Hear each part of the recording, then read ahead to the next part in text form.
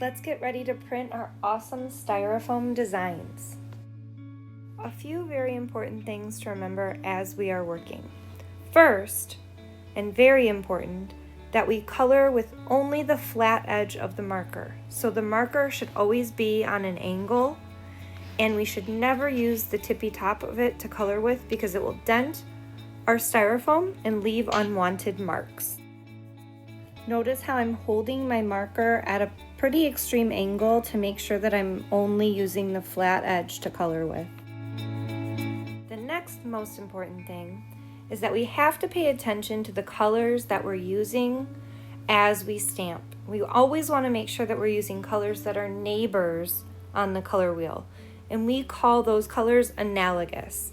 So make sure to check in with your color wheel as you're choosing your colors, and only choose colors that are neighbors to put on your styrofoam together. Otherwise, the markers will get ruined and your colors will turn brown. Another thing to pay attention to when we are stamping is that when we spray our paper before we're ready to print each time, we want to make sure that it's not too wet and it's not too dry. It's got to be kind of right in between. So we have to look at our paper and make sure it's not shiny. If it is, you may notice that I kind of tap the paper with the palm of my hand just to help the water soak in a little bit before I stamp. When we stamp along the edge of the paper, it's important to put a second paper underneath so we're not stamping on the table. It's also really important to clean our styrofoam off really well in between changing colors. We've got to make sure to either rinse it under the sink and blot it dry with a paper towel, or spray it with your water bottle and dry that off several times when you are switching to a new color group.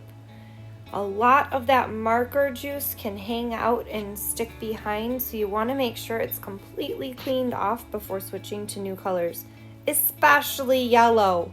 Yes, if you're planning on using yellow, it's really important that your styrofoam is extra clean. Yellow gets ruined really easily because it's so light and it can pick up all the other colors, so really be careful with yellow. You've probably noticed by now that every time I stamp, I stand up so I'm right above my paper, and that way I can line it up just right and I can press down nice and even with the palm of my hand to transfer the design completely.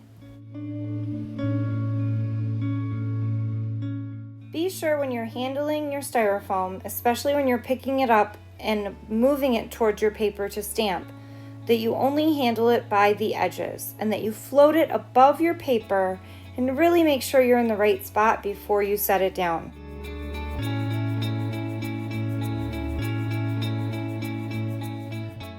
Be sure to work really slow and think about each step before you move on. It's really easy to make a mistake, and as I always say, markers don't erase. And last but not least, be sure to handle your styrofoam really gently, because if you tap it with your fingernail or with a pencil, or when you're drying it, if you're a little too rough, it can create designs that you don't want.